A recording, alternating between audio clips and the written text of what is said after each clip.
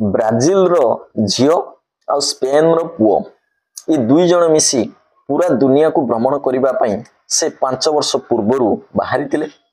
से Iraq Iran Afghanistan होई India रो अलग अलग जगह रे बुलुथिले।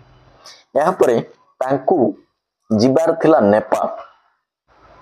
से झारखंड प्रदेश जिले रे तुमका रे पहुंची थिले।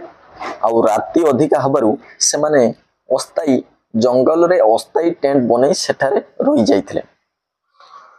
आउ राति रे 9 रु 9:30 मध्यम रे 6 रु 7 जन व्यक्ति तांको टेंट भीतर को पसिथिले। जोर जबरदस्त तांको माड़ मारिथिले एवं से झियोटी सहित बारंबार बलात्कार करि चलथिले।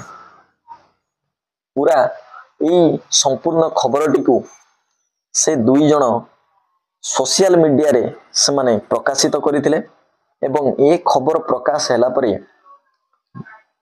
एभली क्रूर चेहरा लोक मानकर सामना को आसीथिला। आउ पूरा दुनिया ए घटना को निंदा करथिले।